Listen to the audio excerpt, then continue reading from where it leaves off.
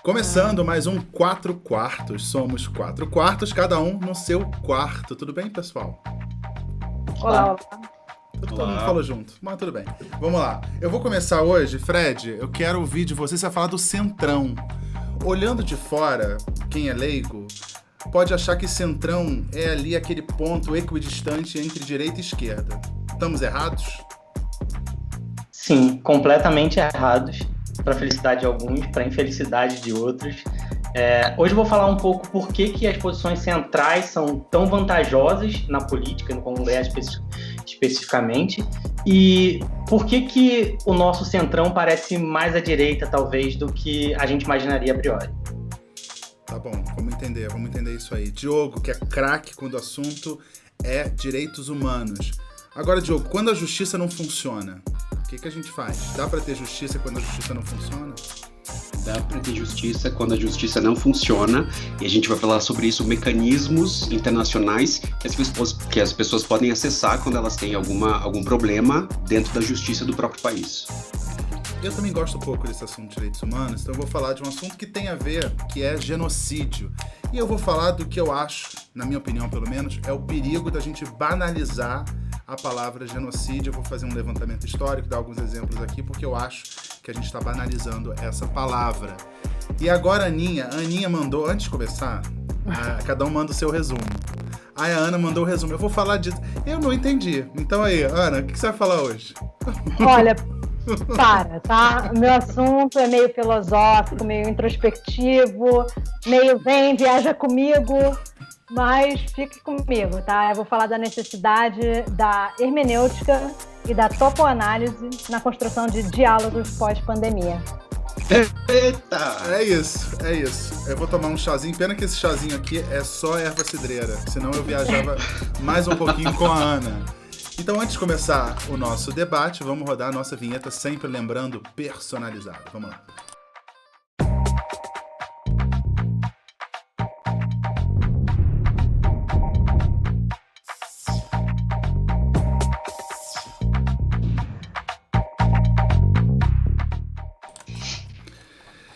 E aí, vamos começar falando de política? Porque política é o assunto que a gente acaba falando de qualquer maneira. Então vamos começar logo falando de política. Fred, você vai falar de centrão. Quando a gente fala de centrão, geralmente você tem uma definição assim na imprensa mainstream. Vamos ver se eu tô certo. Não que eu represente a imprensa mainstream, mas eu estou tentando reproduzir aqui um pensamento comum. Centrão é aquele grupo de partidos pequenos e médios que apoiam o governo, seja ele qual for, em troca de algumas vantagens legais ou ilegais, com notas de fisiologismo, retrogosto de patrimonialismo e um buquê assim de aparelhamento da máquina pública, de estatais, autarquias, ministérios e secretarias. É mais ou menos isso que é o Centrão? Eu acho que é exatamente isso que é o centrão. Palmas para mim. Palmas para você. Centrão que é uma nomenclatura relativamente nova, né, para um fenômeno que não é exatamente tão novo na política brasileira e que eu acho que teve a maior representação ou o seu representante mais importante como o antes MDB, depois PMDB e novamente MDB. Esse partido que talvez epitomize todas as características e todos esses buquês, aromas e sabores que você pontuou em relação ao Centrão. Já teve a epitomise. Eu não sabia nem que existisse em português, mas tudo bem. Olha, quer parar, né? Existe. Deixa o menino. Não, eu deixo, mas eu sabia que existia em inglês, mas em português eu não sabia não. Aquele, tipo a Sasha. Assim, deixa os garotos brincar, pô. Então fale do nosso querido Centrão, o seu querido Centrão. Então, não, querido meu não, mas muito querido de uma galera que, assim, a partir mais ou menos da década de 50, quer dizer, até antes disso, mas especialmente na década de 50, começou a se dedicar ao estudo da política numa pegada mais matemática, numa pegada de formalização da tomada de decisão, especialmente da tomada de decisão coletiva, que é basicamente o que interessa na política, que tem a ver com democracia, né? E essa galera, ela começou a percebeu, começou a entender que, do ponto de vista da tomada de decisão, do ponto de vista das soluções por maioria, a regra da maioria, que é a regra que a gente consagrou na nossa democracia, as posições centrais são muito vantajosas. Tem uma série de formalizações, eu até tinha feito um grafiquinho falando das formalizações, a gente desistiu desse grafiquinho. Mas vai ter grafiquinho hoje, vai ter grafiquinho. Tá aqui na agulha. Mas a questão é, acreditem em mim, mentira, não precisa acreditar em mim, é só... eu posso indicar eu sou a verdade. Eu sou a verdade. A louca. Então, o que acontece é que posições centrais têm vantagens em todos os formatos de decisão por regra da maioria.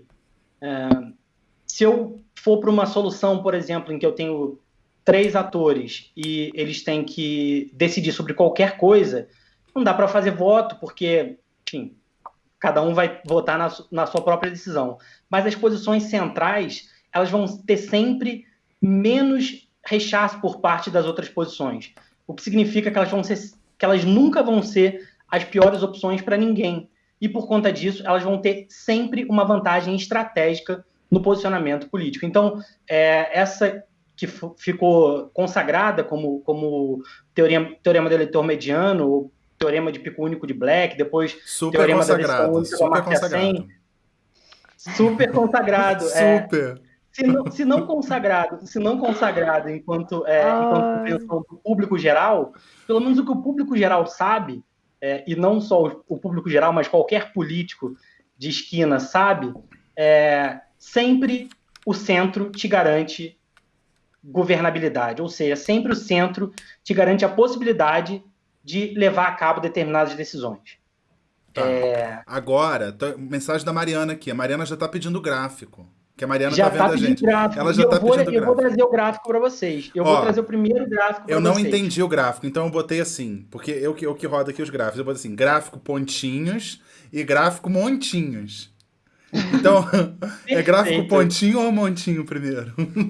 O gráfico pontinhos primeiro. Pontinhos, então vamos lá. Posso botar na tela? Pode, à vontade. E o gráfico pontinhos, ele mostra... um mapa da Câmara, não é exatamente atual, mas é de cerca de um ano atrás. E ele mostra uma composição, um mapa espacial da Câmara. No eixo X, a gente tem ideologia, ou seja, quem está mais perto do menos 1, quem está mais para a esquerda é de esquerda, quem está mais à direita é de direita. E para cima, no eixo Y, é o percentual de cadeiras na Câmara. Ou seja, quanto mais para cima, maior o partido, e quanto mais para a direita, mais à direita está o partido, quanto mais à esquerda está o partido. Tá, nessa configuração, só dar uma ilustrada aqui. Nessa configuração, os partidos aqui, só para destacar, que tem mais cadeiras, são ali à esquerda o PT e à direita o PSL. Perfeito, exatamente. E lembra que eu falei que as posições centrais são as mais importantes, ou as que significam uma capacidade maior de levar a cabo as suas preferências, fazer valer as suas preferências? Então, como vocês podem ver, o que acontece é que as posições centrais nesse tabuleiro, nesse mapa político das preferências partidárias no Brasil, ou do Congresso no Brasil, ele está bem mais à direita, porque o centro está mais à direita. Posicionalmente, isso é uma coisa importante para a gente entender, que a posição central, ela pode não ficar exatamente no meio, porque a gente não está falando de média, a gente está falando de mediana, ou seja, uma posição central. Então, se eu tenho 3 pessoas, naquela minha decisão de 3 pessoas, uma está aqui, outra está aqui, e a outra está imediatamente após, a posição do meio, evidentemente, está aqui. Repete a mão aí, porque estava com gráfico. Volta aí. Beleza. Então, ó, tem uma pessoa aqui, outra aqui e outra aqui, no meu dedão. A posição média é mais ou menos na minha cara. Mas a posição mediana é aqui nesse dedão. Tá, Não, mas seu- tá errado isso. Tá errado. Não tá errado. Não, vamos Tá discutir errado. como mudar isso. Então, seu dedão é o centrão. O meu dedão é o centrão. Devia E ser o agora dedo eu médio. vou- Eu acho que devia Mas ser o não dedo tinha médio. que ser esse dedo, não, viu? É, O isso que eu centrão falo. não tinha que ser esse dedo, não. Mas então agora eu vou piorar ainda as coisas para vocês. Porque a gente frequentemente reclama que existe um problema de falta de representatividade, um problema de partidos que não conseguem atender aos desejos, aos anseios das pessoas e às preferências das pessoas. Só que talvez a distribuição de preferências no Brasil pareça um pouco com essa do dedão aqui do lado. Entendi. Mostra o gráfico 2 dos montinhos. Vamos lá, montinhos. Tá no ar. Aí eu usei os dados da ESEB, uma pesquisa eleitoral brasileira, e o que essa pesquisa mostra, a partir de um cálculo, de um indicador de conservadorismo, que leva em conta perguntas sobre direito à interrupção da gravidez por parte das mulheres, casamento entre pessoas do mesmo sexo, enfim, várias pautas que podem ser tidas como progressistas, se você concorda com elas, ou podem ser vistas como conservadoras, se você discorda delas. Uhum. E o gráfico dos montinhos, agora o eixo X, é conservadorismo. Uhum. Então, quanto mais perto do 1, mais conservadores. Uhum. Eu queria que vocês olhassem onde estão os nossos montinhos no Brasil. Centralizando ali, tá no 0,25, o cume do montinho. Ou seja, é mais ou menos ali por onde anda o PSDB, que era o legislador mediano no nosso gráfico de pontinhos. Gente. Juro. Ai, E para aterrorizar ainda mais vocês, eu coloquei no eixo Y ideologia das pessoas. Então as pessoas podiam se declarar de centro, de esquerda, de direita, ou simplesmente dizerem que não tinham ideologia. Os montinhos são muito diferentes. Exatamente. Os montinhos são idênticos. Então... Ferrou. Então não tem. Só fazer. Então não tem ideologia. Só fazer uma pausa aqui, porque À vontade. o gráfico dos montinhos parece muito a cobra que comeu o elefante. Tá, então eu vou ter do Pequeno Príncipe. Eu vou ter que botar aqui, porque o Diogo fez a interpretação dele do gráfico lá no grupo do WhatsApp. E eu vou botar aqui em tela cheia. Eu peguei aqui, se apropriando. Obrigada, Diogo, porque assim... Porque a gente acaba de descobrir que a gente tem mais de um artista no grupo. Ô Fred, mas eu tenho uma pergunta para você.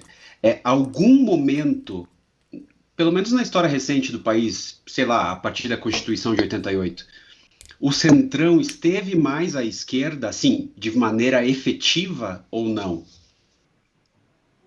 O que aconteceu, na verdade, é que os partidos de esquerda se endireitaram. E isso aconteceu principalmente por conta do principal partido de esquerda ter estado no poder por tanto tempo. Uhum. Então, se eles tiveram um pouco mais à esquerda, isso foi por muito pouco tempo. Agora, o interessante é que esse dado que eu apresentei dos pontinhos, ele é um dado pré-2020, ele é um dado de 2017, ou seja, ele é antes dessa última legislatura.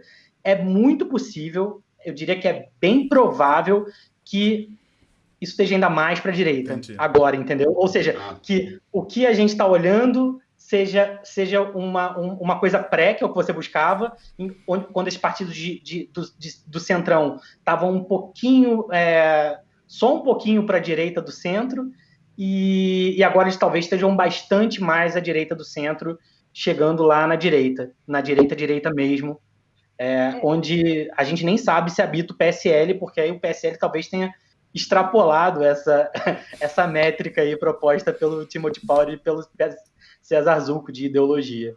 Mas, Fred, essa flutuação, ela depende necessariamente de qual partido ou qual lado da moeda que está no poder? Isso é super interessante, porque no Brasil existem umas métricas internacionalmente consagradas que observam comportamento de voto no Congresso para dividir entre direita e esquerda e entre oposição e governo. Em outros lugares, você consegue distinguir muito claramente direita e esquerda. Aqui, a única dimensão que importa de verdade no comportamento de voto é governo-oposição.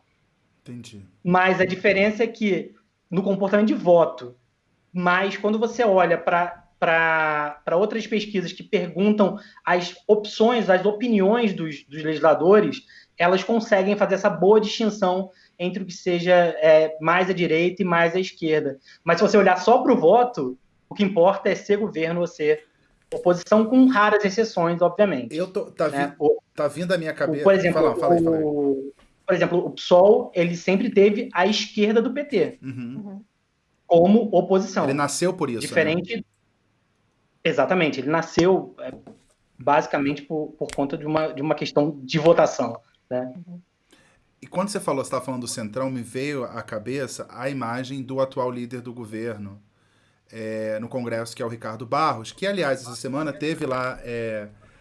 o Ministério Público cumpriu lá mandado de busca e apreensão no escritório político dele. E ele é interessante, primeiro, líder do governo do Partido Progressistas, que de progressista não tem nada. E é engraçado porque é mais do que não ter nada, eles condenam o progressismo. Eu já vi, por exemplo, o deputado Marco Feliciano falando desses progressistas, como se fosse um insulto, sendo que está estampado na nossa bandeira. Mas tudo bem. E tem outra coisa que eu acho bastante interessante, que ele já foi aliado do Temer, da Dilma, do Lula, e agora é líder do governo no Congresso. Ou seja, Maria vai fazer outras. Ele resume ali, ou epitomiza, o Centrão, né, Fred? Então ele tenta ser líder do governo, né? Ah, sim. Tem isso, né? Ele tenta ser líder do governo. O crachá dele é esse.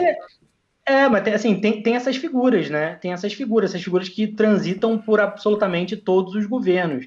Alguns políticos tinham um pouco esse crachá também, líder do governo, assim, um crachá de líder do governo, o qual eles não abandonavam nunca. Beijo, Romero esse posto sempre foi do MDB, mas assim, o MDB diminuiu. O mapa que eu estou trazendo para vocês também, ele mostra um movimento que é meio que de um efeito sanfona, um achatamento. Os partidos que eram grandes e que ficavam lá no centro, eles meio que se fragmentaram, então são menos partidos. E isso faz com que, obviamente, o MDB abra espaço para outras legendas dentro do Centrão, ou que forme efetivamente esse bloco chamado de Centrão, em vez de ter só o MDB. Isso torna as coisas mais caras também. Eu acho engraçado, assim, eu não sou uma defensora dos dois partidos e dessa polarização daqui, né, republicanos e democratas. Mas, gente, o Brasil é demais. Tem muito partido, o Fred falou disso no último vídeo. Pois é. Então, assim, enfim, já que falou no... porque o difícil é saber quanto que é bom. Pois o que é bom. Parece realmente que aqui é demais. A gente só não sabe exatamente quanto que é bom, né? Os sistemas são tidos como os mais funcionais, que são os distritais mistos. Eles normalmente têm por aí uns 5 partidos, 4. Mas, assim, é orelhada total. Eu espero que não tenha nenhum cientista político vendo isso, que senão vai brigar comigo. 5 é um bom número. É o quê? Cabala, astrologia? Olha, Nelson. A quinta casa. Eu acho que quando você tem um partido na quinta casa... não começa. Olha, a Mariana está assistindo, você não começa. Isso é bullying. Cadê? Chamar a produção. A produção é ótimo. Ô Fred, só uma pergunta. O formato do atual Centrão, ele nasceu ali de 2014, quando o líder era o Eduardo Cunha, e que agora está preso. O atual formato do Centrão é esse ainda? A gênese é por ali, né? A gênese é por ali mesmo. Ele culmina com um processo de impeachment, mas, de forma geral, ele nasce muito a partir da crise que se criou ali a partir da eleição do Eduardo Cunha, uma crise PT-PMDB, que a gente sabe as consequências dela. Deu no que deu. Ana, olhando para o Centrão, agora é uma avaliação da artista. esteticamente, você olha pro Centrão e é assim, homens brancos, cabeça branca, ou aquele, né, aquele acaju senador até usa, né? Que é um acaju meio Ou graúna. aquele. Como é que se fala, gente? Aquele, aquela peruquinha que é só Eu aqui. não trabalho com isso, não sei. Super. Enepelúcia. Como é que é? Enepelúcia. Tá bom. Isso mesmo. E aqueles caras também que tem uma vestimenta que varia muito. Se eles têm ou um terno cinza, um terno grafite, um terno chumbo, né? Esteticamente, como é que Uma você... gravata horrível. Sim, daquela grande, né? Que parece a do Didi. Como é que você avalia esse povo aí com esse cabelo acaju, black piano e essa roupa aí tão uniformizada? Qual é a sua avaliação esteticamente sobre o Centrão, Aninha? Olha, Nelson, esteticamente eu acho que o centro, a esquerda e a direita estão precisando dar uma melhorada assim, forte no estilo, entendeu? Assim, A crise é não- estética. a crise é estética. Boa, Mara. Pois é. Não, mas. Não, aquela. Não vou falar isso porque vai que cai pra cima de mim como processo, mas tem um certo. A gente já vai ser processado no 4x4. Ai, que sei lá. chique! Não, tá. Ai, seria o auge pra gente, hein? A você, meu bem, eu fico fora. Ela tá tem um certo. fora das águas territoriais, tá tranquila. Gente, a gente tem que, tipo assim, olhar panceps, né? Aquele panceps, assim, tipo, ver se cabe a blusa direitinho. Mas eu acho que isso também é um olhar super superficial, né? Mas acho que revela, Não. né? Porque o homem que pinta o cabelo, eu acho que diz muito sobre ele. Porque é o cara que Eu não confio. É o cara que não pode confio envelhecer. em homem que pinta o cabelo. Ele não pode E envelhecer. homem que pinta a barba? Também, mas assim, o cara ele não pode parecer mais velho. É igual o ditador árabe. Você lembra do Saddam Hussein, do Hosni Mubarak? Não, tem que parecer jovem. Só que não parece, né, General Mourão? Não dá pra disfarçar. Não dá pra disfarçar, assim, você tem a idade que você tem. Aí você fica imaginando um senador ou qualquer um desses retocando a raiz. Que cena patética. Que cena Vamos patética. falar mais disso, tá tão legal. Não, vamos falar de direitos humanos, Diogo. Não, porque eu fico pensando, Diogo, dentro desse gráfico do montinho e do pontinho que o Fred mostrou, quando fala de... Príncipe. É o Pequeno Príncipe e a Batalha Naval, né? Parece uma batalha naval. Só uma coisa antes de você entrar, antes de entrar na pauta do jogo. Não, mas uma das era na sua questões pauta ainda. que faz com que, mas uma das questões que faz com que esse montinho esteja tão perto do conservador é o apoio à pena de morte. Sim. Desculpa, você pode falar mais sobre isso? Uma das questões que faz com que, de forma indistinta, o montinho se aproxime da direita, uma das questões é o apoio à pena de morte, que está presente em pessoas que se dizem mais à esquerda, que está presente em pessoas que se dizem mais à direita, ou seja, algumas violações de direitos que estão presentes no imaginário coletivo brasileiro, não sei, de maneira muito forte, assim, e que elas não seguem isso é assustador. Lógica. Posso ver se eu tô errado. É defesa de pena de morte. Porque pena de morte, mal ou bem, é algo legal em alguns países. Mas o que eu vejo não é a defesa da pena de morte, é a defesa de, por exemplo, execução sumária. Que é bem diferente. Porque pena de morte, você teoricamente tem um devido processo legal. Execução sumária é um agente do Estado, vou resolver o problema sozinho, vou lá, pum, acabei. Mas não sei se na cabeça das pessoas isso é muito claro, né? Mas só minha pergunta. Isso também varia todos os espectros ideológicos? Isso também, essa defesa da execução sumária? Quando você fala pena de morte... Eu não sei de cabeça nem se tem essa pergunta. Eu não sei de cabeça nem se tem essa pergunta. Traz o gráfico na semana que vem. Não, eu vou ter que pegar o indicador. Eu criei o indicador, mas eu vou ter que criar o indicador. Eu vou ter que olhar o indicador de novo para ver exatamente quais são os critérios. Mas o que eu lembro é que vários critérios eram, subsumir direitos. Tá. Gente, isso é muito assustador. Bom, mas é que assim, Na Constituição, a Constituição do Brasil é bastante enfática ao dizer que não haverá pena de morte no Brasil, salvo em caso de guerra declarada. Mas existe um documento de direitos humanos, e eu vou pedir desculpa, me fugiu o nome, daqui a pouco eu me lembro, que o Brasil ratificou e nele diz que você não vai ter pena de morte no Brasil e você não pode voltar atrás. Então, por exemplo, assim, se você assinou, você não pode voltar atrás. Se você não assinou, você pode pensar. Mas se você assinou, você não pode voltar atrás. E o Brasil assinou. Então esse é um tema para a gente ficar atento, porque se esse debate avança no Brasil, existem mecanismos de direitos humanos internacionais que a gente pode, enquanto brasileiro, acessar para ir contra ele. Posso gastar aqui? Pacto de São José da Costa Rica? Obrigado. Gastei, hein? Gastei. Obrigado. Vamos seguir então. Agora não, gastei agora. Agora eu vou me redimir aqui a minha ignorância, porque vem agora a hora da pauta da Aninha. Que Isso é ridículo. Não, que já... eu acho que eu vou no banheiro. Não, porque... Aninha, brincadeira. A sua proposta, Aninha, isso é bullying. É falar de diálogo depois da pandemia. Tem uma impressão assim que a gente está isolado fisicamente e a gente acha que a gente ficou cada vez mais dentro da bolha. Uhum. Como é que você vê isso depois da pandemia? É por aí que você vai caminhar? Não. Eu posso falar o que eu vou falar ou você vai falar o que eu tenho que falar? Não. Gente, olha só, eu amo o Nelson, tá? Ele é tipo um super amigo, então a gente fica se implicando, A gente mas se é provoca. só amor. O meu objeto de hoje é homenagem a ela. O meu é homenagem, a sua homenagem é o meu objeto. A sua objeto. Tá bom. Ai, que babação.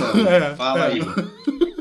Não, então, vou falar sobre, como eu disse antes, a necessidade da hermenêutica e topoanálise na construção de diálogos pós-pandemia. Sim, eu acho que depois da pandemia a gente precisa muito enfatizar enfatizar essa questão das conversas que precisam ser tidas, né? Então, assim, vamos lá. Eu mandei umas definiçõezinhas que eu vou pedir para o Nelson colocar agora. De hermenêutica? Hermenêutica. Tá lá na tela. Hermenêutica, né? É uma definição do dicionário Michaelis. No caso, são técnicas para interpretação de texto e significado das palavras ou discursos. Primeiro, era a interpretação de textos bíblicos, mas essa definição foi mudando ao longo do tempo. No que tange a definição do termo topoanálise, eu nem achei uma definição no dicionário para trazer para vocês, né? Porque não tem no Michaelis e não tem no Merriam-Webster. Esses são os meus amigos. Eles conhecem palavras que nem estão dicionarizadas. Esses são os meus amigos. Mas vamos lá. Tá. Topoanálise, tal qual foi definido, tá? E aqui eu coloco muito entre aspas, pelo Gaston Bachelard, porque não sei se foi ele ou não, então, assim, estou jogando aqui, posso estar errada, no livro Poética do Espaço, né? O termo fala sobre o estudo das memórias e onde elas estão localizadas. Ou seja, no caso, tipo, na casa, na gaveta, no porão, ou seja, é tipo um estudo psicológico das nossas vidas íntimas. Tá. Acompanhou, Nelson? Acompanhou? Então, tô junto, tamo junto. Cheque. Então, e aí eu trouxe esse assunto porque, primeiro, eu estou relendo o livro, né, que é o Poética do Espaço, está lá em cima, mas eu acho que a gente tem uma imagem dele aqui. Já mostrei. E porque eu estou dando uma mentoria para uma designer alemã, e eu meio que receitei esse livro para ela ler, porque eu acho que tem a ver com essa coisa de entrar em contato com a sua intimidade para aí poder se conectar ao processo criativo e se expressar, né, para ela poder se expressar no próximo trabalho dela. E a segunda razão é porque inverno está chegando em Nova York, né? Então, assim, inverno mais pandemia igual a ficar trancado em casa. Então, a casa passa a ter um sentido muito maior. Não que a gente já não esteja assim, mas eu acho que agora está no momento de pandemia aqui, pelo menos, que tem uma flexibilização. Você vai no parque, você vai dar uma volta de bicicleta, tal, vai na praia de vez em quando, aquela coisa. Mas o inverno aqui, ele é um inverno que castiga, né? Então, assim, a ideia dessa casa, o que ela significa, o que pode ser feito e transformado quando a gente está nesse espaço, é uma coisa que tem me atraído muito por várias razões, essa inclusive. Então, assim, Nelson, apesar desse ser um assunto super hermético, com termos complicados, eu acho que a ideia central é bem simples, que nesse momento em que o mundo está um caos absoluto, né, com queimada aqui, queimada ali, aí, né, no caso, não vamos esquecer Pantanal, eu sei que ninguém falou disso hoje, mas não vamos esquecer Pantanal, fake news, discursos inventados, tudo mais, narrativas, interpretações ganham um novo significado, um peso, né? Então, a vida íntima passa a ser super importante, porque enquanto a gente está aqui preso, tem coisas acontecendo no mundo. Então, como é que a gente vai ter uma releitura desse momento que a gente viveu na pandemia, pós-pandemia?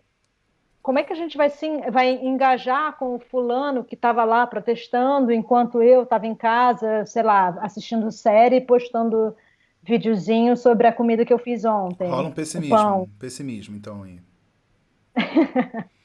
Não necessariamente.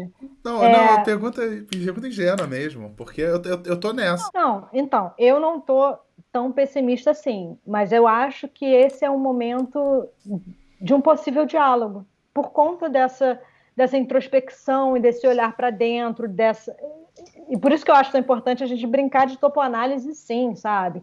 Vamos tentar entender quais são as imagens do nosso passado, né? Os lugares da casa, das várias casas que a gente teve, o que isso significa, quais foram os traumas que a gente deixou escondidos nos porões, ou enfim, para trazer isso para fora, entendeu?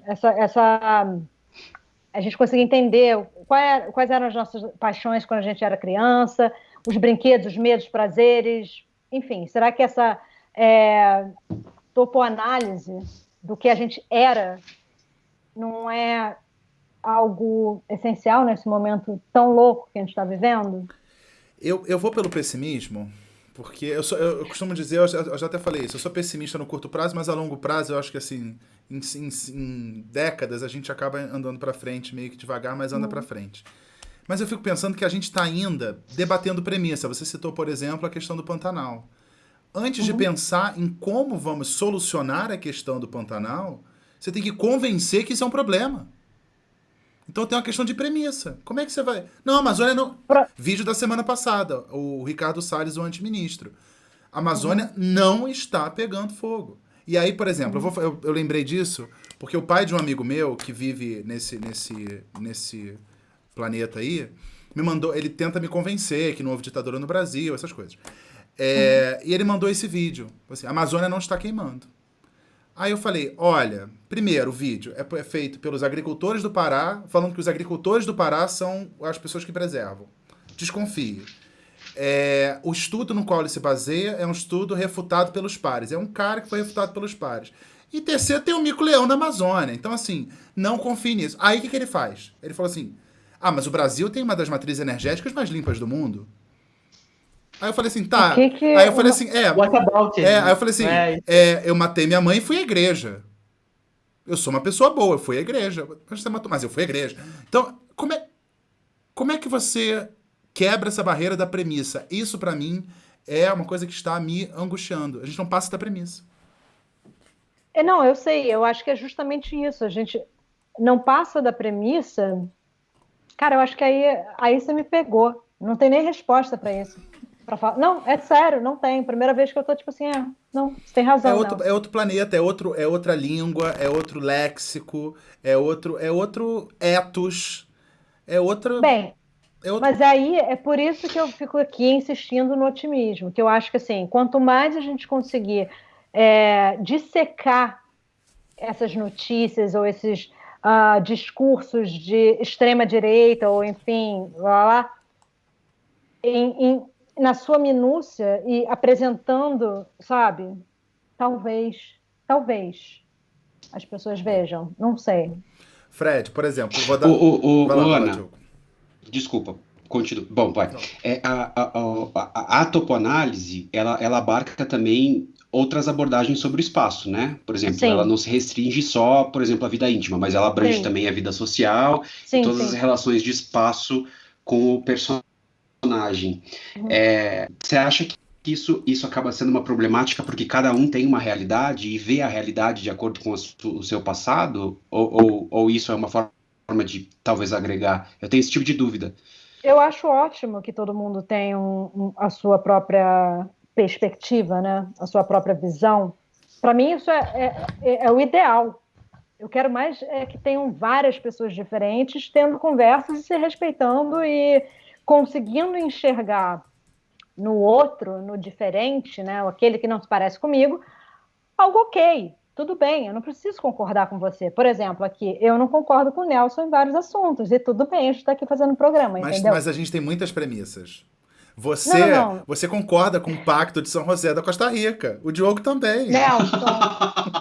Nelson, eu estou dando um exemplo. Para de ser o chato. Não. Ele é muito chato. Não, eu vou dar uma... Jogar o Fred aqui, falando desse pai do meu amigo, que é um amigo de infância, assim, de mais de 30 anos, é um amigo de infância mesmo. E ele tinha a premissa de que o STF é petista. Aí eu falo assim, pô, mas é petista, mas e os petistas que foram condenados no julgamento do Mensalão? E o STF não impediu o impeachment da Dilma. E o Gilmar Mendes, obviamente, é um cara que solta todo mundo e fala assim, mas na hora que o Gilmar Mendes impediu a posse do Lula, que se virasse ministro provavelmente ia salvar a Dilma, ficou calado. Quando o Gilmar Mendes mandou o Queiroz pra casa, ficou calado. Então, assim, como é que... Aí quando eu joguei isso, eu falei você tá falando de casos específicos, tá falando de maneira genérica. Pô, você foge do assunto porque você não consegue chegar à premissa. Aí eu mandei mensagem pra ele, falei assim, olha, a gente não consegue estabelecer uma premissa pra começar um debate. Se você fala STF é petista, então eu não consigo debater. Acabou. Não, é uma falta de lógica, de pensamento lógica que é complicado, é difícil. Fred, você é o cientista político aqui, dá uma solução. Não, então, mas eu queria citar antes de... Faz um gráfico pra gente. Faz um gráfico assim, a solução é aqui, ó, XY. Antes de não solucionar questão nenhuma, eu queria citar outra figura, talvez até mais importante na ciência política e em outros estudos, que deu conta, de alguma forma, desse debate aí entre Ana e Diogo, que é André Surak, em A Fazenda, quando ela diz que o passado é lugar de referência, não é lugar de permanência. Ela falou isso? Gente, ela falou isso. Genial. A Jojo Todinho, assim, disse que ela falou. É o coach do coach, né? Como é que chama essa? Eu esqueci o nome dessa... Então é uma coisa em latim. É um negócio muito feio. Né? Apude? Isso, Apude. Nossa, hoje eu tô... É Apude, isso. Então isso. André, tá completando tudo. André Surak, Apude, Jojo Todinho, é isso? Mas, assim, o que o Bachelard propõe é essa filosofia de polo aberto, estar aberto, especialmente a se desiludir. Então, assim, é muito difícil você ter pessoas abertas a se desiludirem. Isso é uma coisa que a gente faz na ciência o tempo todo, né? Ou pelo menos deveria fazer na ciência o tempo todo. É engraçado, porque não é nem só se desiludir, mas é tipo errar, sabe? Estou errado. Sabe? Errei. Votei num merda. Desculpa que a palavra, minha mãe que não venha falar nada depois, tá? Votei nesse imbecil. Errei. Tudo bem. Não, aqui, desiludidos. Sabe? Eu votei no Lula no primeiro Lula. Já me desiludi no primeiro Lula, nunca mais votei no Lula.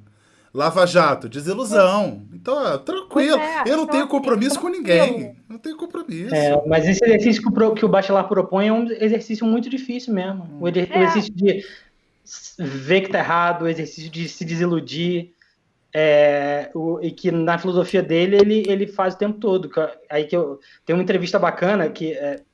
dois filósofos estão mais ou menos no mesmo nível, o Foucault e André Surak. Então, o que o Foucault diz é que o Bachelard joga os pequenos peões contra os grandes peões. E é um pouco essa...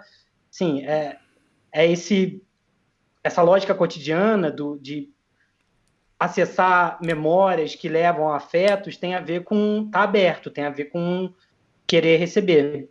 E isso é muito difícil. O Diogo... Resolve nada, né? Se tem um monte de gente, resolve nada. Não, resolver não vai resolver. Mas deixa eu jogar pro Diogo. Mas eu acho que o momento é propício. Você acha propício? Eu acho que o momento que a gente está agora de pandemia, né, é propício para esse olhar para dentro, uma reanálise das fragilidades, tudo mais. Eu acho que o momento é agora. Essa é a hora da topoanálise, entendeu? Vou trazer a camiseta, topoanálise. Compulsória, né? Você meio Não, mas aí, vou jogar pro Diogo. Você tem cheiro de café e lembra de quando você ia na cafeteria. Você lembra? Não sei, eu acho que... O Diogo, quando o Fred falou em pena de morte, o Diogo deu uma reação emocional. E a gente está num momento, Diogo, em que isso é questionado. Então, você vai discutir com alguém sobre direitos humanos, a pessoa discute o conceito de direitos humanos, já atribuindo, por exemplo, a alguém que seja de esquerda. Elas não sabem o que é direitos humanos. As pessoas não... Eu acho que nem a minha mãe sabe o que é direitos humanos e eu conto para ela todos os dias. É muito difícil você encarar uma... eu não sei, né? Você me passou aí uma bola muito difícil, sabe? Eu todos os dias me questiono bastante, mas aí leva um pouco mais pela Ana, assim, pelo otimismo e seguindo essa linha. Porque, por exemplo, essa semana, na realidade, semana passada foi uma semana muito difícil aqui em Bogotá. Teve um homem de 44 anos que foi assassinado pela polícia numa abordagem policial, nos mesmos moldes que acontecem os assassinatos de negros nos Estados Unidos em abordagens policiais. Tô com a imagem no ar. Só que aqui ele era um branco, ele era taxista, ele tinha acabado de terminar a faculdade de Direito. Eu achei até interessante que os jornais e os veículos de comunicação aqui de Bogotá já chamavam ele como advogado. Eu achei isso muito legal. E aí, assim, a cidade pegou fogo, assim, várias manifestações, né? Talvez não do mesmo tamanho das manifestações que aconteceram nos Estados Unidos, mas aconteceram várias manifestações a ponto de outras 10 pessoas morrerem nessas manifestações contra essa abordagem policial desse jovem aí de 44 anos, se não me engano. O nome dele é Javier Ordonez. E aí eu comecei a pesquisar sobre esse assunto, tal. Eu vi uma mulher, uma foto de uma mulher com um cartaz que me chamou muito a atenção, que dizia assim: ser colombiano na Colômbia é igual ser negro nos Estados Unidos. Aquilo para mim foi muito forte, foi muito forte. E aí, assim, a gente tem essa situação dos Estados Unidos, né, que, assim, mesmo tendo essas manifestações enormes contra essas abordagens policiais contra os negros, elas continuam acontecendo. A gente escuta, essa semana, acho que hoje ou ontem, eu li que a ONU soltou um comunicado de que sim, desde 2014, aproximadamente 5 mil civis foram assassinados na Venezuela, incluindo aí um opositor político que estava preso e morreu na prisão, e alegaram que ele se suicidou, mas agora estão estudando o caso, parece que não foi. E aí a gente lembra o caso do Herzog, né, que daqui a pouco eu já falo mais sobre ele, um jornalista que morreu mais ou menos nas mesmas condições durante a ditadura. A gente tem um outro movimento aqui na Colômbia, que, para quem não sabe, falando bem rapidamente, a Colômbia viveu com guerrilha armada, pesada, durante 50 anos. E aí até que então eles resolveram fazer uma justiça especial, que se chama Justiça Transicional, para tratar especificamente da guerrilha. E aí foi feito um acordo de paz. Faz 3 anos que esse acordo aconteceu e eles estão julgando aos poucos tanto os culpados quanto as pessoas que tiveram problemas, enfim, com a guerrilha, para serem ressarcidas, né?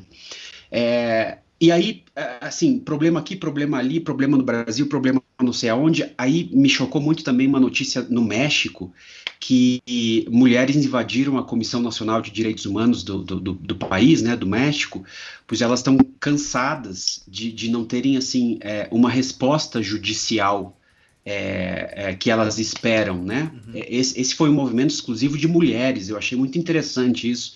Por exemplo, tem uma mãe lá nesse movimento, nessa invasão na Comissão Nacional de Direitos Humanos, tem uma mãe que teve uma filha de 7 anos violada, e faz 3 anos que isso aconteceu, e o cara, o agressor, ainda não foi julgado e nem preso. Tem uma outra mulher que teve a filha, o professor da filha dela tentou violá-la com outros homens, a menina tentou fugir, caiu da janela e morreu pela queda. E aí o presidente do México chega, e aí assim, elas meio que... Pô, elas estão com raiva, né? Eu também estaria. Eu não faço parte desse movimento, estou com raiva. Elas pintaram alguns quadros, a Ana vai ficar brava. Elas rasuraram alguns quadros que faziam parte dessa sede da comissão. E aí o presidente do México chega e diz assim, tudo bem, elas podiam protestar, mas não precisavam estragar os quadros. Pô, vai tomar naquele lugar, né? Prioridades. E aí, assim, eu comecei a... Como? Prioridades, né? Prioridades, exatamente. Prioridades. E aí eu comecei a pensar, assim, de como as justiças nacionais falham, né? Bom, para quem é brasileiro, nem precisa, isso não é uma novidade, né? Mas muita gente não sabe que existe um órgão internacional, né, que é o Sistema Interamericano de Direitos Humanos, e que cuida, enfim, de assuntos relacionados ao tema em todo o continente, né, em todo o hemisfério. E dentro desse sistema existe a Comissão Interamericana de Direitos Humanos e a Corte Interamericana de Direitos Humanos. Então, por exemplo, se você está com um processo, geralmente contra o Estado, e você tem um resultado desse processo que não te agradou, ou que você achou que não foi interessante, ou que talvez está demorando muito para ele ser levado a julgamento, você pode acessar a Comissão Interamericana de Direitos Humanos, e aí a comissão ou vai dar um caráter consultivo ou fiscalizatório para esse tema, ou vai encaminhar para a corte, e aí a corte tem atuação judicial. Teve mês passado, teve uma decisão histórica na Corte Interamericana de Direitos Humanos, que pela primeira vez eles condenaram o Estado por lavar as mãos frente a uma agressão contra uma jovem. Ela foi o professor, dentro de uma escola estadual, o professor disse que passava a menina de ano se tivesse relações sexuais com ela. E essa agressão continuou durante 1 ano. Ela até que chegou um momento que ela não conseguiu mais, ela tomou remédio para morrer, e ela realmente morreu. E aí, isso aconteceu em 2001, gente. Assim, a comissão também não é perfeita, a Comissão Interamericana nem a Corte, mas ele é um órgão que, assim, principalmente no Brasil, que a gente vê uma grande violação de direitos humanos, uma atrás da outra, recentemente, caso a justiça nacional, local nacional, não seja válida, todo cidadão do mundo, quer dizer... Do hemisfério. Da América, né, de toda a América, pode acionar essa comissão e essa corte para tentar fazer com que o seu caso seja levado um pouco mais a sério. Teve um caso mais famoso aí que envolve o Brasil, do Vladimir Herzog, que era um jornalista que na época da ditadura foi convidado para prestar depoimento e nunca mais voltou. Aí teve aquela foto histórica, né, dele enforcado na cela, e entrou, o pessoal, né, a família, etc., entrou com um pedido na corte e ficou decidido que o Brasil devia retomar a investigação sobre aquilo, né, para provar que aquilo não era um suicídio, sim um assassinato, e dar ação penal sobre os fatos ocorridos, que isso aconteceu em 75. Assim, não é fácil, não é simplesmente, vou entrar na comissão e vai dar tudo certo. Mas é um mecanismo a mais que existe para a defesa dos direitos humanos, enfim, em toda a América. Eu já ouvi uma... Então, Nelson coloca o númerozinho da corte aqui, vocês estarão vendo. Liga já, porque estamos precisando. Gente. Eu já vi uma avaliação de um professor de Relações Internacionais, eu não me lembro quem exatamente, mas eu fiz uma entrevista. E ele falava que esses órgãos internacionais de direitos humanos são uma espécie de luz de emergência. Ela não é a melhor luz, não ilumina tanto, mas se você tá ali no desespero, no escuro, acender uma luz de emergência é um raio de sol gigantesco. Para quem não tem nada, né? É uma iluminação É uma, é uma meia luz no fim do túnel. boa, boa. Boa, boa. Ai, que tristeza. Pior que eu ia emendar agora do meu tema, Não, mas objeto. exatamente, porque o meu tema, Pausa, pausa para objeto. porque o meu tema é baixo astral, mas acho que pelo menos vai ter um debate aqui. Mas vamos pro objeto. Quem quer ir pro objeto primeiro? A gente vai ter que terminar num samba, né? Assim, porque assim, a gente foi. Tá. Quem tem um objeto feliz pra deixar por último? Eu tenho um D&D. Eu tenho. Eu por último. Tá, o Fred Só já você, mostrou. Fred. O Fred já mostrou. Vai lá. Fala, qual é o seu objeto? Então, o meu objeto é um djembe. Uhum. Um djembe que foi comprado, adivinha onde, Nelson? Não sei. Isso mesmo, na Disney. Eu já tava aqui, tipo assim, me segurando. Não, eu já tava assim, Beninho, eu tava pensando assim, Togo. Que é o fake do fake do fake, Feito na na, verdade. feito na China? E na minha cabeça eu já Mas tava, ai isso meu de Deus, qual a filme? apropriação. Não, deve ser. Não, naquelas ilhas ali que a Disney tem. A Disney tem algumas ilhas ali na América Central, né? Ah, sim. E daí tá. Castaway Cay, alguma coisa assim. Então eu queria trazer um objeto que me recobrasse essas memórias afetivas de quando eu viajei com meus irmãos, eles eram muito pequenininhos. Uhum. Vai da topoanálise. Exata. Não, assim, a topoanálise aqui são muitas memórias que o djembe traz e provavelmente nenhuma delas tem a ver com o sentido real do que seria um djembe, né? E o lugar onde ele foi produzido e onde ele foi comprado também não tem absolutamente nada a ver com o que se esperaria ao comprar um djembe. Então não tem Eu alma. imagino que você não sabe tocar também. Não, a alma, ela vem da topoanálise. Ela vem de onde eu estava, com quem eu estava, as experiências que eu vivi, então, e do som que ele faz, que é o som de djembe mesmo. Tem uma sugestão. O nome desse quadro é Um Objeto, uma História. A gente pode mudar assim, topoanálise. Exato. Nossa, total. Exato. Então vamos lá. Diogo, topoanálise. Gente, o Garrone inventou esse quadro, né? E aí eu já falei aqui, eu moro num apartamento minúsculo, isso super minimalista, e já acabaram meus objetos. Não, assim, tem esse um é o terceiro quadro lá programa que eu atrás. participo e já acabaram meus objetos. Tem ali uma Então, casa de aí eu passarinho. resolvi falar sobre as minhas casinhas de... Então, você sabia que teve pessoa que viu o vídeo e veio me perguntar das casinhas de passarinho? Então explique. Gente. Então eu resolvi comprar. Essa parede era branca. Aí quando o Garrone me chamou para participar do 4 Quartos, eu falei assim, ai, que chato, né? Uma parede assim, toda sem nada, vamos botar alguma coisa ali. Aí eu saí na rua e encontrei um vendedor de rua, um artesão, que estava vendendo essas casinhas super bonitinhas. Comprei 3 na realidade, mas uma caiu e quebrou. E aí eu sugiro que as pessoas comprem coisas também dessa pessoal que vende as coisas na rua, desses artesãos, porque eu imagino que eles passaram meses sem vender nada. Então sugiro que as pessoas comprem. Pronto, já fiz meu comercial. Eu sou muito fã de artesanato. Aninha, vamos guardar nosso objeto pro final? Vamos. Vamos guardar? Eu tenho 2, na verdade. Não, guarda, gente. Esse programa não tem temporada, assim, até a princípio, né? Tá. Eu sei, é porque assim, a gente tem dinheiro de sobra pra contratar esse elenco. Então a gente tá tranquilo. Toda a equipe tá pagando com uma equipe gigantesca. É uma equipe grande, gente. Vamos lá, eu queria falar... Internacional.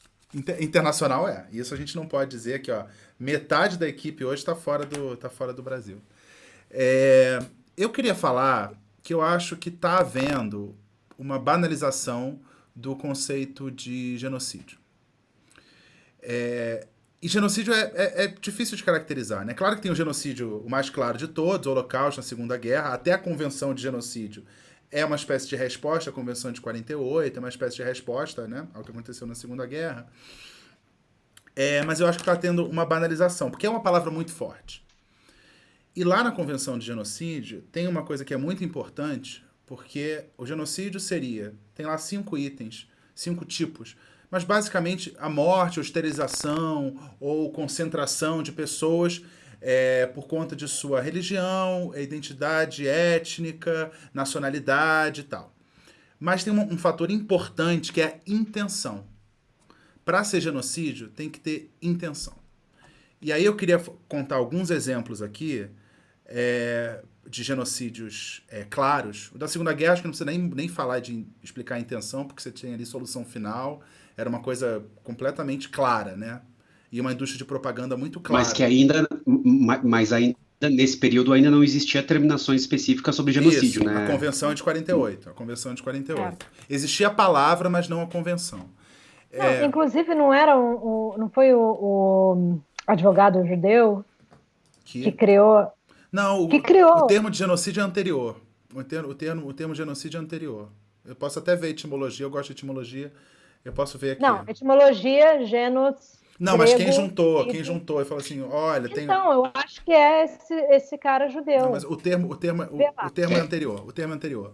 Então, eu queria, por exemplo, contar outros genocídios não tão conhecidos como o genocídio da Segunda Guerra, que matou não só os judeus, mas também ciganos, homossexuais e dissidentes políticos. Mas aí dissidente político não entraria na categoria de genocídio pela Convenção, mas isso é outra história. Aí eu vou lembrar, por exemplo, um genocídio que aconteceu no fim do século XX, que foi o genocídio em Ruanda. E o ano de 94 foi muito trágico, né? Porque teve genocídio em Ruanda e na Bósnia. Mas eu vou falar de Ruanda especificamente, porque na origem do genocídio está a colonização. Quando você teve a colonização belga, os belgas priorizaram uma minoria, que eram os Tutsis, e empoderaram essa minoria em detrimento da maioria que era Hutu. E você criou, inclusive, o que, pelo que eu li, não existia essa definição tão clara. Os Hutus poderiam até ser Tutsis, porque tinha a ver com o seu ofício, não com a sua etnia. Mas os belgas chegaram e criaram carteira de identidade, aí você tinha que escolher Tutsi e Hutu. Foi uma construção. Só que aí você não pode culpar só os belgas, né? Os belgas. Mas a origem, talvez, ali da animosidade estivesse ali. Mas em 94, você teve ali uma campanha em que morreram pelo menos 800 mil pessoas em 3 meses. E eu falei de intenção, eu acho importante falar de intenção, e a intenção, para mim, tem que ter o registro ali, uma coisa formal, escrita ou impressa. Eu vou trazer aqui, por exemplo, um que eles chamavam de 10 mandamentos, que foi distribuído na época por um jornal, só que não era um jornal independente, era um jornal ligado a pessoas do governo, que na época era um governo Hutu da maioria. E eram os 10 mandamentos, e isso foi público. E nos 10 mandamentos era para os Hutus. Fala assim, olha, você não pode casar nem ter amante Tutsi, os Tutsis são desonestos, eles não podem ocupar espaços de poder, não podem ser professores, não pode ter misericórdia dele e tem que haver uma solidariedade entre os Hutus. Então estava lá uma cartilha, digamos assim, uma cartilha do demônio, mas era uma cartilha. Então ele demonizava os Tutsis, e aí a gota d'água foi quando caiu o avião do presidente, que era Hutu, e a imprensa não era mais rádio, botou a culpa nos Tutsis. E aí foi aquilo que insuflou. Então, como eu falei, foram mais de 800 mil pessoas, pelo menos 800 mil pessoas, um extermínio de 85% dos Tutsis. E também tinha, o que é importante também para definir intenção, é porque teve ordens, por exemplo, para a distribuição de armas e treinar civis para uma ameaça externa. Porque os Tutsis estavam chegando, e tinha uma hierarquia estabelecida, e tudo em nome da defesa da república, da democracia. Então ali tinha uma intenção bem clara. Porque você tinha órgãos criados, você tinha assim, a narrativa impressa, o governo decidindo. No caso da Bósnia, acho que é um pouco mais claro, porque fica ali a questão da religião, porque os bósnios eram muçulmanos, você tinha os sérvios da Bósnia e tal. Então, acho que fica mais claro quando a questão é religiosa. E é importante destacar que na Bósnia também tinha burocracia. Acho que a burocracia que é importante no genocídio. E tem um genocídio sobre o qual eu já li mais, porque eu fiz documentário sobre esse assunto e tal, que foi o genocídio da Namíbia, que foi o primeiro genocídio do século XX, lá na primeira década do século XX. E também tem a ver com a colonização. E você tinha, por exemplo, leis discriminatórias em que os negros, ou seja, a população local, não tem que chamar negro, né? Era a galera de lá, não podia andar na calçada, não podia andar de bicicleta, a palavra de um branco valia de 7 negros. E teve uma batalha em que os locais perderam e foram empurrados para o deserto. E aí teve uma nota aí de intenção que foram para o deserto, de alguns reservatórios d'água, os alemães, era a colônia alemã, envenenaram esses reservatórios d'água. E aí, para marcar a intenção. A história é longa, mas eu acho que acho que é bom contar esses detalhes para chegar ao ponto que eu quero debater com vocês. No caso da Namíbia, teve uma ordem de extermínio escrita, que eu vou botar aqui na tela e vou dar uma resumida, que foi pelo general Lothar von Trotha, que ele era como se fosse o chefe da colônia. E estava lá na ordem. Os Herero, que eram essa etnia de lá, não mais são cidadãos alemães, eles mataram, eles roubaram e agora fogem. Fogem porque estavam sendo massacrados. Promete recompensa pela cabeça dos líderes Herero e diz aqui, os Hereros devem deixar o país. Eles serão forçados a tiro se recusarem. Os Hereros, se forem encontrados dentro das fronteiras com armas ou sem armas, serão executados.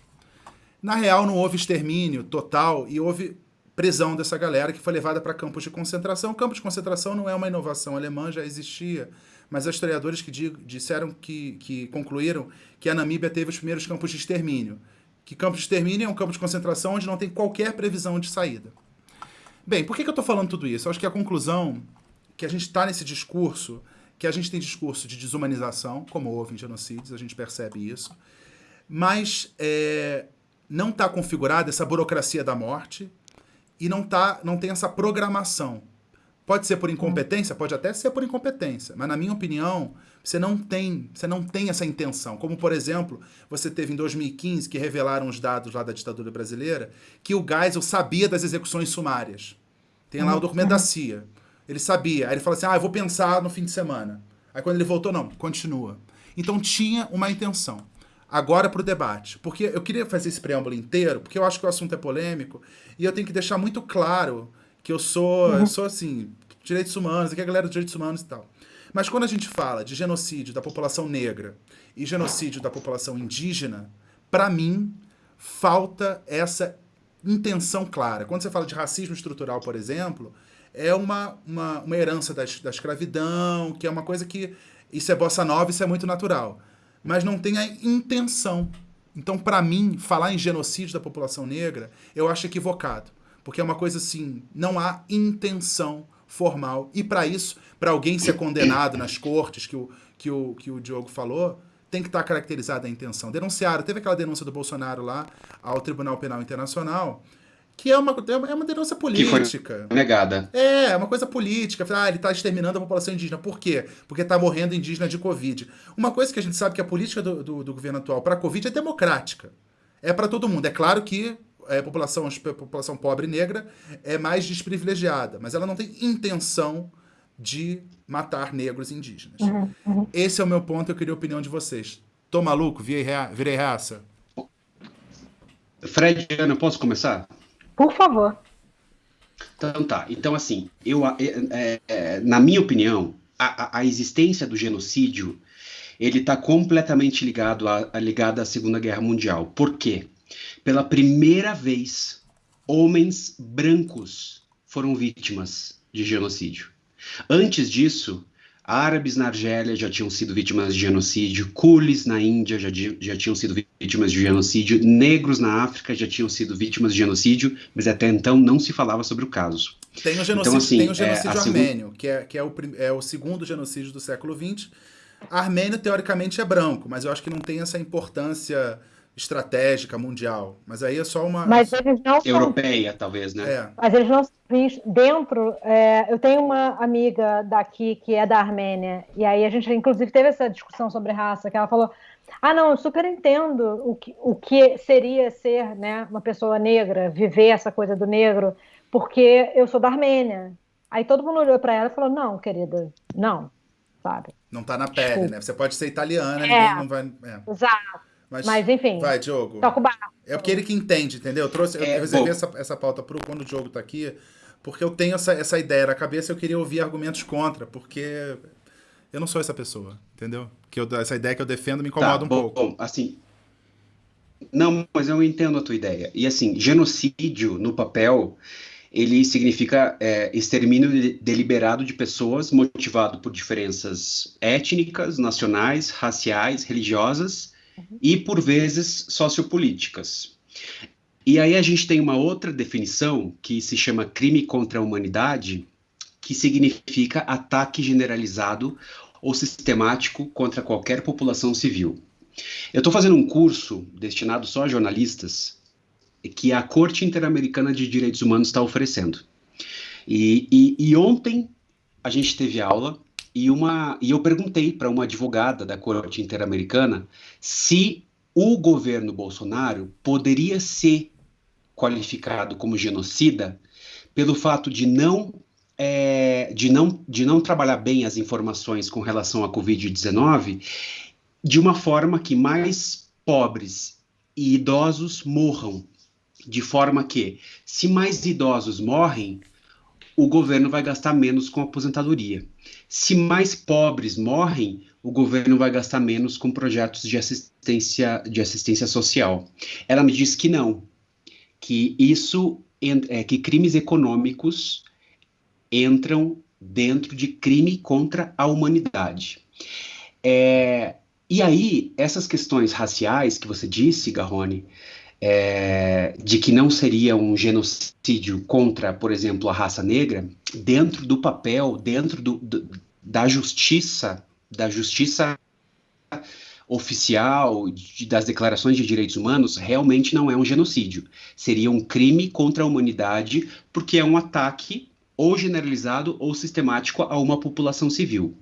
Agora, na minha opinião, né, eu encaro que assim, a população negra hoje é usada como plataforma de crescimento econômico, né? Então, assim, vamos menosprezar a raça negra para termos benefícios em cima dela. De acordo com a justiça, isso é um crime contra a humanidade. A meu ver, é um genocídio, porque se você usa uma raça a favor de um ganho pessoal, e independente se aquela raça vai morrer ou vai viver em condições que não são adequadas, eu encaro como genocídio. Mas a justiça não encara assim. É porque eu não consigo, o dolo, né, eu não consigo ver. Por mais que, assim, eu entendo que você tem uma estrutura racista, o Brasil é um país racista, a justiça é racista. Aquela velha história que o jornalismo tem culpa disso. Se o cara é preso com droga e mora na Zona Sul, é o cara de classe média, advogado. Distribuidor. Aí se o cara é da favela, teve um caso do STF que a mulher foi presa, chegou ao STF, a mulher tava com um grama de maconha. 1 grama de maconha. Não sei nem como é que você pesa 1 grama, tem que ter uma balança de precisão. Eu entendo isso, mas a palavra genocídio me incomoda porque se tudo é genocídio, nada é genocídio. Então acho que banalizar, e quando tiver, se tiver... Não, pausa. E se deixa só com a última frase. E se vier a ter um genocídio? Se isso que a gente está tendo já é um genocídio, não pode piorar? Eu acho que pode. É isso. Quando piorar, qual é o nome? Quando piorar, qual é o nome? Eu acho o seguinte, tem vários pontos que você coloca, Nelson, que a gente até já teve essa discussão, e que eu concordo. De fato, se você for ver a cartilha, genocídio é blá, blá, blá e blá, está faltando a intenção. Porém, todavia, contudo, vamos combinar que determinar a intenção é uma área subjetiva. Completamente subjetivo. Mas no genocídio, aí entra na sua análise. Mas entendeu? nos genocídios que eu citei, tinha lá, ó. Tinha aqui, ó. Não, talvez no século XXI seja diferente. Talvez a Convenção de 48 esteja completamente desatualizada. É por isso que eu trouxe o assunto. Estou contigo. Ô, Garrone. Assim, não, peraí. Deixa eu só concluir, Diogo, desculpa. Concordo que o termo genocídio não pode ser aplicado à escravidão, como muita gente aplica. A escravidão foi um genocídio? Não acho que foi, apesar de ser a exploração de uma raça, não para exterminar ela, mas, enfim, a exploração. Mas eu acho que o racismo estrutural, por ser estrutural, existe intenção nisso. Eu acho que... Para mim, a escravidão foi genocídio. Para mim, a escravidão foi. Não. No momento em que você tem... Não, porque não foi para exterminar. Mas genocídio não é só exterminar. Pela convenção, se você esterilizar e se você confinar, já é genocídio. E era lei. Veja. Então tá configurado na minha cabeça. Não Veja, Agora, por exemplo, quando você termina... Desculpa, Ana. Deixa a Ana terminar. Não. Eu não me lembro mais qual era a linha do raciocínio. Eu só acho... eu não lembro a linha do raciocínio. Desculpa, eu me perdi. Diogo Vai lá, Diogo. Complica pra gente, Diogo. Eu vou falar e você me corta na hora que você quiser. Lembrei. Desculpa. Super lembrei. Super lembrei. Eu acho que... Desculpa. Mas eu acho, então, essa discussão, escravidão foi genocídio? I don't care. Mas racismo estrutural ele só acontece por conta de um aparatus. Existe um aparatus latim, do governo in place. Não é governo, então, é Estado. É Estado, o Estado que deveria ser laico, mas não é, então entra aí, vamos embutir um racismo estrutural. É na escola que não ensina a história da escravidão. Então, existe sim uma intenção. E está nessa intenção, a intenção da intenção é que seja mascarado. Antes do Diogo... desculpa, Ana, você não terminou ainda, né? Não, acabou. A intenção E antes do Diogo começar, apesar de eu não achar que você tenha virado necessariamente reaça, talvez você esteja só formalista demais, Nelson, porque as instituições não são só as normas escritas. Elas são um conjunto de práticas, de normas não escritas, de regras que, inclusive, não podem estar no papel porque elas confrontam regras que estão no papel, como o Diogo colocou, pena de morte, se você colocar no papel. Então, já que não pode colocar no papel, você tem um conjunto de normas não escritas que legitima a execução de pessoas a partir da anuência do público. A designação de elemento suspeito cor padrão, que é aquele texto que, enfim, tem vários textos que tratam dessa forma de designar, que a polícia tem de designar quem seriam os alvos da ostensividade, né? É um conjunto de normas não escritas, e elas são não escritas porque elas não podem ser escritas. Claro. Mas elas são muito mais observadas do que as normas estão escritas. Então, eu só está um pouco formalista demais. Mas sabe, só pode não ser condenada na corte, beleza. Mas esse é meio incômodo, porque quando você pega, como houve essa denúncia contra o Bolsonaro, que supostamente está promovendo um genocídio contra os indígenas, leva para o Tribunal Penal Internacional, chega o tribunal e fala assim, olha, não tem, formalmente não tem. Vitória do Bolsonaro, ou seja, ele ama os índios. Né? Então você gastou a carta ali. Porque se o tribunal não aceitou, não quer dizer que o Bolsonaro é santo. Quer dizer que não está configurado genocídio. Mas politicamente, quando o tribunal rejeitou a denúncia de genocídio. Ou seja, Bolsonaro é santo Bolsonaro. É isso que... Mas o problema não está na denúncia. O problema não está na denúncia. O problema está no tribunal. No fato. Né? Exatamente. A de uma convenção que foi feita em 1948. Sim. Vamos lá. 2020. Exatamente. Sabe? Não foi mal. Eu acho assim. Vamos lá. Eu acho assim. Por exemplo, quando você vai julgar um caso de direitos humanos, você tem que pensar sempre no direito à reparação e não repetição. Tá? Então, sempre quando você sofre de alguma coisa relacionada a direitos humanos, quando você é julgado, o juiz lá sempre vai pensar assim, reparação ao dano que você teve e não repetição, que aquilo não aconteça novamente. Quando a escravidão acabou no Brasil, simplesmente se assinou um papel dizendo assim, a partir de hoje não existe mais escravidão no Brasil. E foda-se os negros. Beijo. Vão trabalhar aonde eles quiserem, aonde tiver, se tiver, sabe, ganhando R$5, né? E aí depois botando na moeda de hoje. Colocaram uma lei da vadiagem para ferrar por último, né? Vamos lá. Sabe? Exatamente. Então, assim, se você for...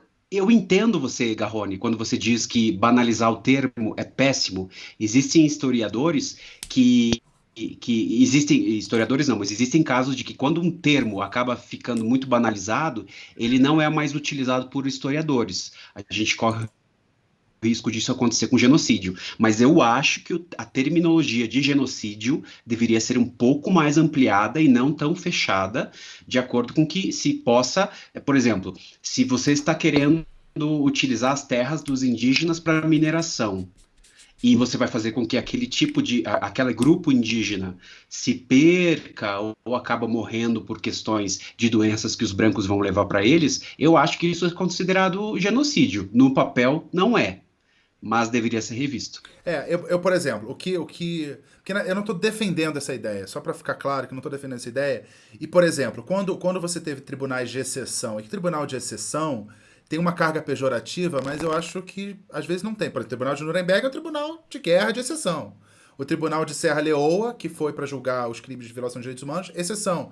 O Tribunal Penal para a Antiga Iugoslávia também foi de exceção, quando não tinha o Tribunal Penal Internacional criado pelo Estatuto de Roma. E eu acho mais natural. Depois da Segunda Guerra você não vai julgar aquilo, porque não tem legislação, o direito não abarca. Então eu até entendo, eu apoio. Mas o que eu queria destacar aqui é a dificuldade de configurar e a banalidade de configurar qualquer coisa como genocídio. É esse o meu ponto. Olha, se ater a muito difícil. Se ater a definições estagnadas, tá?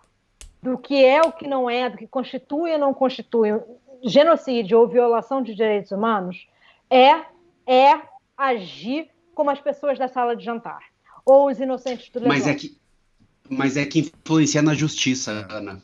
Se na justiça não tem uma ampliação do conceito, vai continuar sendo assim. Esse é o problema. Esse é o problema, Diogo. Este é o problema. Porque a gente está estagnado não numa Constituição, mas numa série de leis que não permitem que haja um progresso de um pensamento. Gente, se até a língua como é que se fala? Mutável, as leis não vão ser. Em 1948, Exatamente. nem sonhava em internet, pelo amor de Deus, vamos atualizar. O que aconteceu, por exemplo, no Tribunal Penal para a Antiga Iugoslávia é que os réus, os sérvios, basicamente, falaram assim, não reconheço a autoridade desse tribunal. Não reconheço. Foram julgados, condenados muitos à prisão perpétua, teve um que se matou lá no meio da sessão. E ele não reconheceu e a justiça foi... Não sei se a justiça foi feita, eu acho ruim falar isso. Mas houve o julgamento. Ele não reconhecia aquilo e aquilo foi. Para os sérvios hoje, tem gente que acha que foi um tribunal de exceção, injusto. As pessoas estavam vivendo... Alguns estavam vivendo normalmente até pouco tempo lá e foram encontrados. Eu acho difícil, porque a justiça mesmo não vai ser feita. Como é que você repara um holocausto? É impossível, não tem justiça que possa reparar. Como é que você repara em Ruanda? Porque Ruanda ali tem uma eficiência... que foi em 3 meses, quase 1 milhão de pessoas, e gente que não foi morta pelo Estado, gente que foi morta pelos civis com um facão. Então, como é que você repara? Como é que você repara isso? Eu acho que não tem tribunal que vai conseguir reparar isso. Então, assim, a solução nunca vai agradar. É como, para mim, como lei de estupro. A lei de estupro hoje não agrada ninguém. Ninguém, essa lei é ótima. Quem é contra não gosta, quem é a favor não gosta. Eu acho que não consegue reparar. Fica só ali um verniz de reparação, um verniz de direito. Porque no fim das contas... Sim. Porque, por exemplo, teve uma notícia que saiu essa semana de imigrantes nos Estados Unidos que foram esterilizadas. Esterilizadas. Isso, pela Convenção de Genocídio, se configura genocídio, porque é estrangeiro esterilizado. Por que é esterilizado? Né? Vai acontecer alguma coisa? Não vai, porque é nos Estados Unidos. Ele nem faz parte do Tribunal Penal Internacional, não tem como impor a jurisdição do Tribunal Penal Internacional ali. Então, assim, violação de direitos humanos julgamento? Nunca. Justiça, muito menos. Olha, Nelson, como eu sabia que você ia falar sobre isso, porque eu te conheço tem tempo, eu fui hoje assistir o Hotel Ruanda, que eu não tinha assistido ainda, e foi uma paulada, tá? Beleza. Tem uma cena que eu achei incrível, que é quando o ator o Don Cheadle, sei lá como é que se fala o nome, conversa com o Joaquin Phoenix, tá? E aí ele fala, como assim as pessoas não vão intervir na violência, quando elas virem na televisão o que está acontecendo aqui em Ruanda, elas vão fazer alguma coisa. Aí a resposta do Joaquin Phoenix foi, elas vão ver essas imagens e elas vão falar, nossa, que horror, e vão voltar a comer o seu jantar. Agora, se fosse na Itália, você acha que aconteceria Cara, isso? mas olha aqui, olha a Bósnia. Olha a Bósnia, foi no mesmo ano. Bósnia, assim, você deu um cuspe, você tá na Bósnia, você tá na Itália. Você dá um cuspe, você tá na Bósnia. E você tinha, eram muçulmanos, ok, mas eram brancos, louros, e você teve uma coisa que é tão absurdo. O cerco de Sarajevo, a capital do país cercada. E cadê todo mundo indignado? E era assim, um genocídio na Europa. Balcãs, ok, mas Europa. Então a questão racial, eu acho que pode ser até mais uma camada de dificuldade de comoção. Mas eu acho que a comoção ela não existe. Porque no caso de Ruanda, por exemplo, você tinha tido uma intervenção desastrada da ONU na Somália, que foi a desgraça. A Somália tá até hoje não tem governo, é aquela loucura. Depois do desastre na Somália, estava rolando um genocídio em Ruanda. Aliás, o Kofi Annan era o responsável pelas missões de paz. Aí eu falei assim, pô, depois daquela merda na Somália, não vou deixar, né? Quem vai querer gastar dinheiro intervindo em Ruanda? Só que aí teve essa escala aí, que não foi industrial, porque era quase manufatura mesmo, como eu falei do facão. Então a sensibilização, eu acho que é póstuma, e no sentido péssimo de póstuma mesmo, né? Depois que acontece, aí você conta. Por isso que eu louvo tanto a comunidade judaica, porque assim, não deixa esquecer, não pode esquecer, e qualquer pessoa que tente aproximar qualquer coisa do nazismo, fala, opa, não é nada disso. O Weintraub fez aquela Noite dos Cristais, que é isso? Não pode. Não, um centímetro não pode recuar. O Bolsonaro foi lá no Museu do Holocausto em Jerusalém e falou, temos que perdoar. Que perdoar o quê? Quem é você para falar que tem que perdoar? Mas é engraçado que quando o assunto é escravidão e os 600 mil milhões, whatever, de negros que baixaram na Bahia, aí quando o neguinho, né, eu vou usar o termo neguinho aqui, quando o neguinho começa a falar e começa a se indignar com não só a escravidão, mas o racismo estrutural, é mimimi da nossa parte. Não, mimimi não existe. Mimimi não existe. Mimimi pra mim a sua dor não importa. Isso é mimimi. Sua dor não importa. Não, só queria colocar. Gente, a gente vai ver. Só uma porrada maior, já que a gente está num programa de porrada. Eu preferia que fosse a banheira do Gugu, mas. Uma sugestão de porrada maior para Ana é ver Shake Hands with the Devil. É um documentário sobre a volta do comandante que comandou a missão de 94.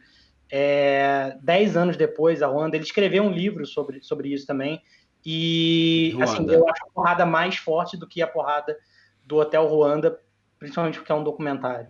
Não dá, Fred. Não dá. Tá bom. Ruanda. Desculpa a sugestão de mais porrada. Tem uma sugestão para nossa audiência, uma sugestão de série que é sobre Ruanda, mas é ficção, realidade, que é do Netflix, que chama Black Earth Rising, que é sobre... E fala muito do julgamento. A cena inicial é bem isso, assim. Quem você tá julgando? Vai me fazer chorar? Não, é um filme de ação. É interessante. E tem tanta gente bonita. Eu adoro ver filme com gente bonita. Muita gente bonita. E o questionamento que eu vou deixar aqui é se esses julgamentos internacionais em defesa dos direitos humanos não acabam sendo uma visão colonialista de novo. Então, assim, vamos punir os africanos. Porque, assim, Tribunal Penal Internacional, quem tá lá? Só líder africano, Omar al-Bashir, né? Aquele povo que a gente conhece. A ONU é super elitista. Bom, você sabe melhor do que eu. Eu não tenho nada a ver com a ONU, não. Não tira o corpo fora, não, Nelson Garrone. Eu só fiz estágio. Vocês da ONU são assim. Eu fiz estágio lá, mas no tempo que era 1900 e Butros Gali. Isso aí, ó, não tem mais nada. Não, vocês lá na ONU é todo mundo assim. Vocês lá na ONU são desse jeito. Eu quero saber qual é o seu objeto. Tá bom, então vamos lá. Objeto. Topo análise. Vocês, por exemplo, eu tava vendo, o que eu tava vendo? Alguma coisa da Ivete Sangalo.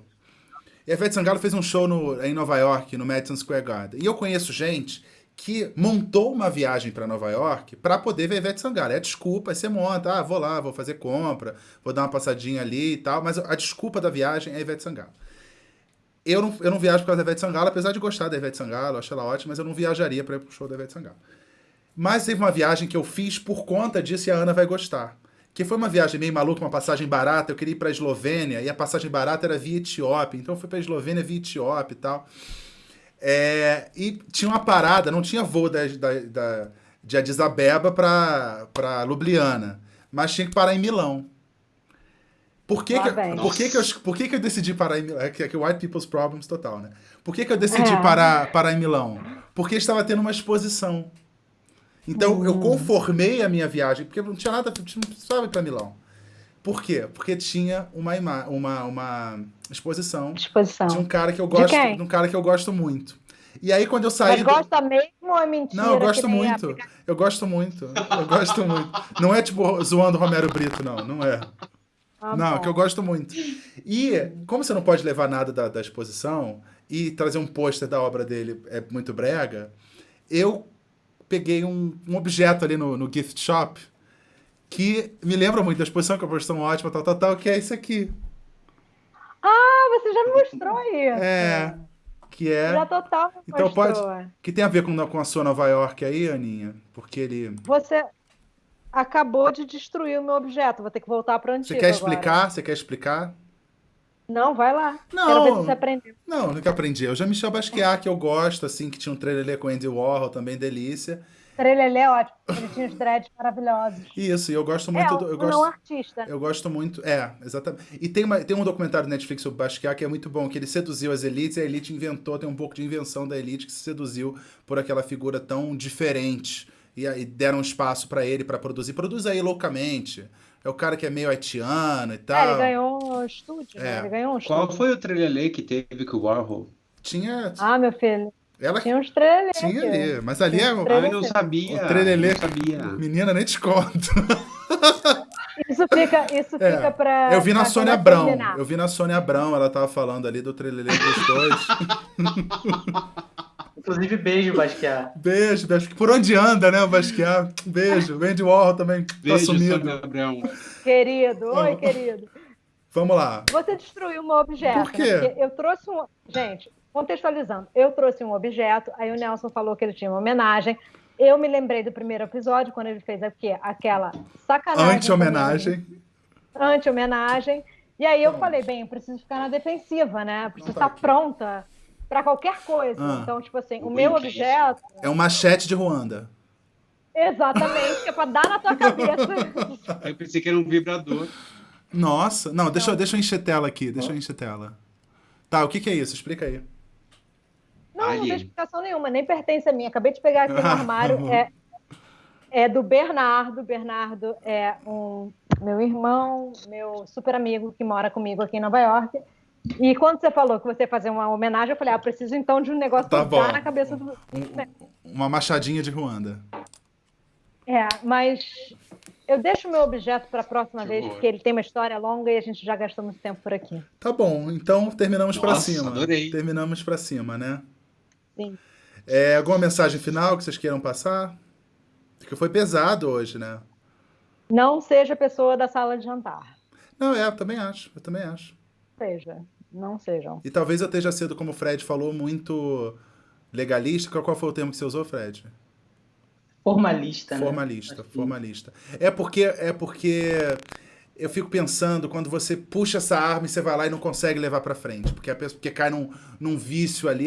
Não foi, você não entregou o papel errado, não tá com tantos carimbos e tal. Então você perde a iniciativa, você usa a carta do genocídio e a carta é descartada. Isso pra mim que é o pior. Porque aí parece que nada é genocídio. Parece que não existe genocídio. Essa é a minha questão. É a minha questão. Então, assim, direitos humanos, Pacto de São José da Costa Rica, Tribunal Penal Internacional, Declaração Universal de Direitos Humanos. Tamo junto, tá? Convenção contra o Genocídio. Topo análise. Mas F5, viu? Se dizer no dia. Todas essas coisas que você falou aí precisam de um F5. Tá, eu não sei o que é isso, eu uso Mac. O que é F5? Atualizar. Ah, tá. Que ódio do Mentira, porque Capone. é só você apertar FM. Que ódio. Ou seja... Desculpa, Então... também uso Mac americano. Ai, meu Deus. Eu vou ser muito odiado. Eu falei mal do racismo. Não falei mal do racismo, mas eu questionei o genocídio negro. Eu falei de Milão e ferrou. Não, mas a tua discussão foi completamente pertinente. Eu acho que assim, a discussão que a gente teve aqui é a discussão que os tribunais internacionais deveriam ter.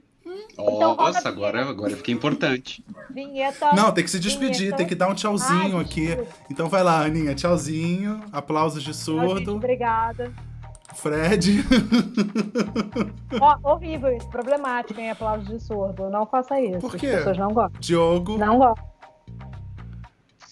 Tchau, Comissão Interamericana de Direitos Humanos. E beijo pra Basquiat, tá sumido, deve voltar tipo Ana Paula Rose, vamos torcer. Centrão, um abraço. Uraque, um beijo. Então, Grande. vou rodar a vinheta.